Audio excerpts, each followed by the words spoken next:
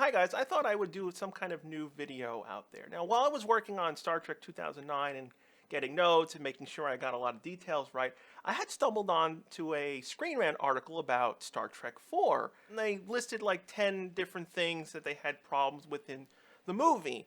And two of them I do agree on. They make sense, yeah, they're issues, but the other 8 ones they listed on the site, you could pretty much defend or refute them within the movie itself or past movies or other Star Trek shows, for example. So I thought it would be interesting to, go through the arguments, break them down. I'll first start off with the two that I do agree with, and they are mistakes within the movie. Number 3, the incredible shrinking birds of prey. Now, in Star Trek 4, you'll notice that in a lot of scenes, the scale of the bird of prey ship doesn't really make much sense. It is a continuity error. It depends on which one they were using.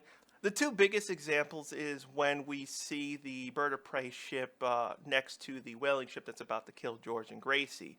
That would be the pretty much accurate correct size of the Burrell class ship. Well, the other example is when the ship is landed on Vulcan and is being loaded up by cargo by the Vulcan people. You can clearly see the people loading up on the cargo ramp are much bigger than what we see versus the whaling ship at the end of the film. This mainly happens because, again, there's two different type of visual effects going on here. We have the physical studio model being filmed on a blue screen, and then we also have a matte painting that was done, and that kind of has like a restricted way of filming things.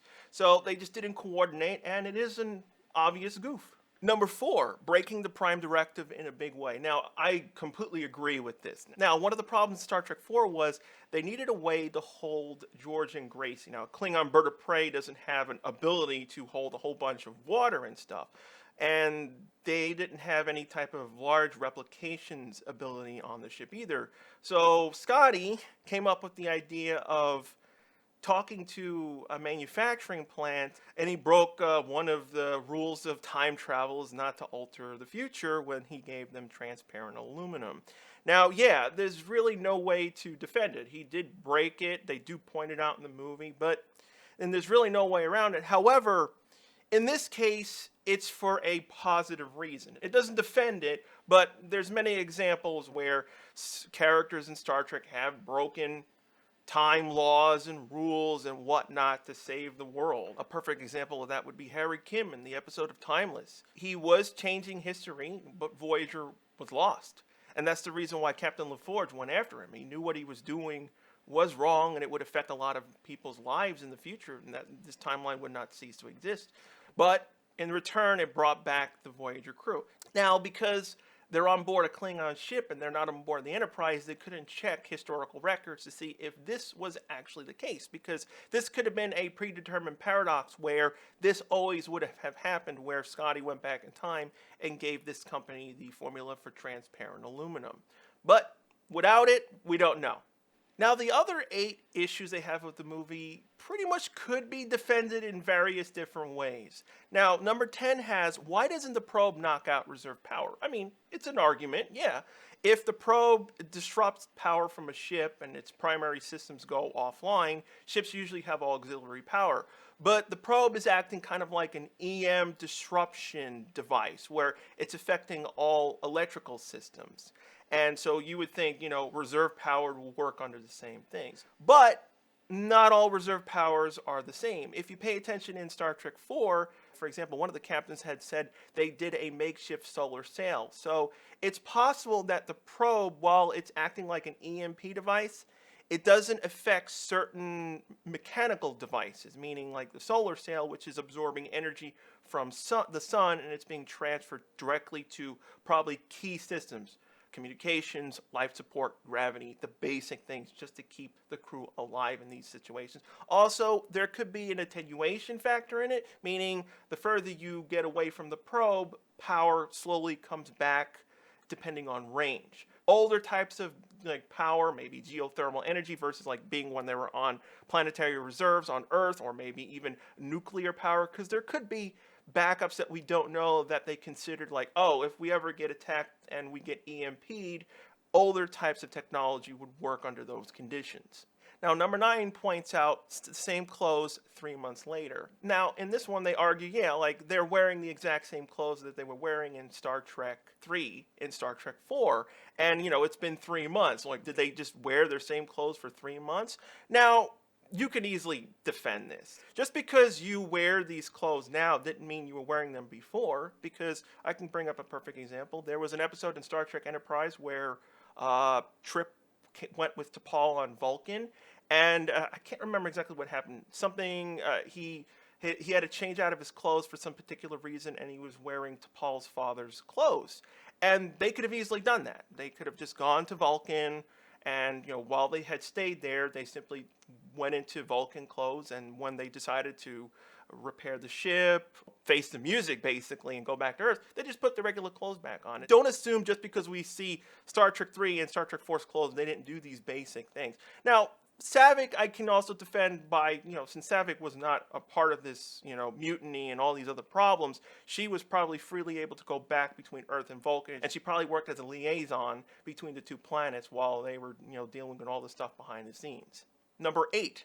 How do you feel? Now, this kind of argument, I didn't really understand why Screen Rant brought it up. Now, their position is that, Spock had this extra thing thrown into him, like, how do you feel? And the reason why they did this was because the computer knows that Spock is half human, so they were trying to test him. Now, in the article, they were arguing his mother arrives and explains the computer understands that Spock is half human and has taken the emotional equivalent into account. However, Spock has spent his entire life suppressing human emotions, so this question should not have popped up. Second, Vulcans are not immune to emotions. They merely choose to suppress them. This question should pertain to everyone or no one. Well, there's a couple of issues with that. One, yes, of course, Vulcans have emotions and they suppress them. And two, Spock is half human, so you would want to test him with that aspect of him in that case. However, the reason why this is also in there is because Spock just came back from being reborn. So the test would definitely be done for him specifically to see if he kind of reset. Does he still have his memory? And the movie clearly confirms that, yeah, he got most of his memories back, but his human side kind of got lost, or kind of, in a sense, factory reset. So that's what they were basically testing. They would have additional questions for that. Number 7, why no Federation extradition? Now, obviously it makes sense. 3 months have passed. Kirk had, disobeyed Starfleet orders, stole the Enterprise, lost the Enterprise. It makes sense. Vulcan is a part of the Federation. Problems with the article is that it's ignoring all the events that happened in Star Trek 3. The article is trying to say that, the Klingons didn't do anything wrong and they have every right to take him. The issue is, what happened in Star Trek 3? The Klingons are not all nicey and perfect either. Yes, Captain Kirk stole the Enterprise. Why did he steal the Enterprise? Because he needed to save someone's life. Now, of course, they didn't understand Spock's Katra and this and that, but you're forgetting what the Klingons did in Star Trek 3. They violated space. Only the USS Grissom was allowed to be at the Genesis planet at that time. They attacked and killed nearly everyone from the USS Grissom.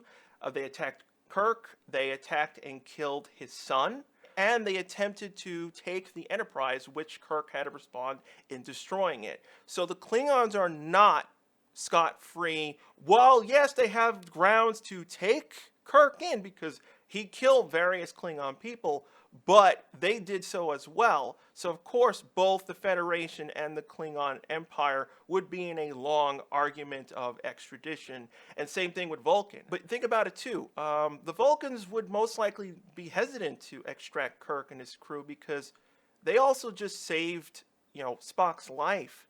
They did all this in respect to Vulcan traditions. Not to mention, what has Kirk and his crew done? There's a lot of things to think about when you're trying to, put Kirk in jail and his crew. Yes, I'm not saying what he did was right. Of course not. He stole the Enterprise. And the Klingons don't have the right to get Kirk because of what they did. Number 6, broken windows. This one's kind of a dumb complaint because, yeah, okay, we understand that in Star Trek there's a thing called transparent aluminum. makes the windows very tough and strong, and they're able to withstand a lot of things. But at the end of the day, no matter what, a window is going to be weaker than actually a wall or a special type of metal like titanium for hull and stuff. We don't build the entire ship out of clear windows. They're always going to be a weakness. Not to mention what was going on the planet at the time when the windows got broken in Starfleet Command. The water was rushing up in the air. It was doing extreme electrical disruptions in the atmosphere. It was going crazy. This was not no ordinary hurricane or tornado or any other natural disaster that would happen on Earth. Now, these windows would be designed up to a certain point. The windows on Starfleet ships don't withstand like photon torpedoes or phaser attacks. Number 5, slingshotting around the sun. Now, this is the thing that, a lot of people can complain about because, again, it relies on the whole, time travel aspect and kind of something that you have to accept. Now, they do have an argument on it. They bring up, the whole episode of Threshold where Tom Paris breaks the warp 10 barrier, and everyone hates that episode, and it would, bring up some arguments. In order to do a slingshot around the sun, in order to travel through time, you have to go at an extremely fast warp speed, and we have the whole warp 10 barrier limitation that we have in Star Trek. There's 2 reasons why this argument doesn't really work, because the first one being between TOS and TNG, they readjusted the warp speed scale. The main reason why this happens is because of continuity errors and issues that they had in the original series, where there were a couple of episodes where aliens took over the ship and they were going at warp 14, 15, 16, ridiculous speeds. So what they did was, in the TNG era, they rescaled it so that while they were going at ridiculous warp speeds, in reality it was like really equivalent to TNG's warp 8 or 9. So they try to do that to fix that. The second thing, because the sun is involved and it affects the way a warp works, it could be causing a whole bunch of kind of different things going on. Because if you think about it more further than what they did in the article, while the ship is accelerating to the sun at warp factor 7, 8, 9, and they keep going increasing it, they should have reached the sun within milliseconds. But we clearly don't see that. So most likely, as you accelerate closer to the sun and its gravitational pull and its energy it's giving off, it's affecting time around the ship, which is interacting with the warp field. Warp drive in Star Trek makes you go into a different domain, a thing called subspace. The sun could be affecting warp as they accelerate. So while they're calling out 9.2, 9.3, they could be going slower in the universe compared to what they're doing because they're not reaching the sun. So while warp does have the warp 10 limit where we have that whole nonsense with Tom Paris de-evolving and other stuff, you really can't use that as an argument with things changing and affecting time. Now, number 2, a non-existent hull breach. Now, in the article, they argued that it doesn't make sense that the ship would get a hull breach by just crashing into the water. Now, while Federation and Klingon ships and various other ships are very, hardened, battle-ready, they could withstand a whole bunch of damage. Under normal conditions, it would make sense. They would be able to withstand an impact. But this is not a normal circumstances. But the article forgets one thing. The probe affects all systems, meaning things like shields and structural integrity fields. So while ships are pretty strong under most cases, they use various things in order to do that. So if these systems are offline, in this case when they entered the atmosphere, the ship immediately lost engines, thrusters, shields. They would also lose the structural integrity field. And not to mention, when the ship is falling out of the sky, but compared to a plane flying at Mach 2, this would be like Mach 20. So they're careening down into the ocean without a structural integrity field. The ship is going to be damaged and break apart. It's not going to be able to survive such an impact without any type of main systems online. And for number 1, all charges dropped save 1.